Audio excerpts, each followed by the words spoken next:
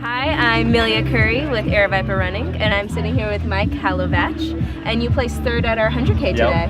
Congratulations. Yeah, it was a great day out there.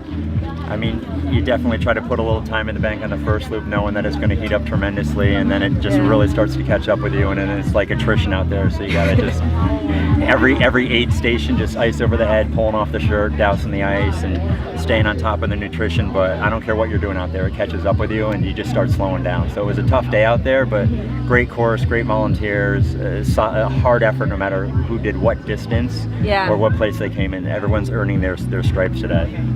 Sweet. Where did you travel from? New York City. We flew in yesterday, so probably could have used a few days of more acclimation. It's getting a little bit chilly on the East Coast, but I usually love the heat, and I feel like relative to others, I do fairly well in the heat, and you know, third place clearly shows that. But it was a struggle out there. I mean, especially that third loop, even coming downhill with a tailwind, it was like struggle to even try to do 10-minute miles. What'd you do to combat the heat? Honestly, I tried to just take my time at the aid stations. I really, they did a great job either spraying us down, or they had the sponge baths or the ice, and they would literally take a pitcher of water and just dump it all over you. And I've been to a lot of races where they try to ration the water, which is frustrating. So I would not leave the aid station until I was fully cooled off. And by the time I got to the next one, I was completely dry. So I mean, ready to do it all over again. there's just nowhere to hide out here. I mean, you're just exposed the whole time. There's no canopy. There were no clouds. I mean, it's different from East Coast in the sense that there's no humidity, but it's just relentless. I'm glad I had one of the hats that covered my neck, and with my dark complexion, I made sure I had some sun lotion on. But you know, it's just tough. I mean, it affects everyone out there.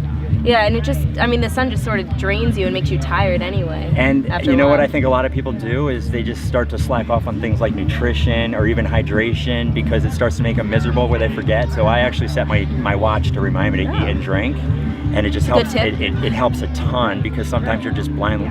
You just forget out there, and then you could easily fall in the hole, not only with the sun but with other things. So as long as you stay on top of it and you just keep moving forward, good things will eventually happen, meaning the finish line.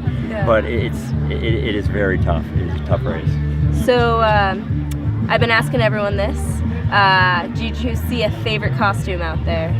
Oh man, I felt for everyone who was in a full-on costume. I was just giving them a lot of credit. I mean, I think the costume is like good on paper, and then you get out there, and then when you're alone, you're like, why am I wearing this costume? But you know, Spider-Man was amazing. I mean, people were in like full-on bunny suits.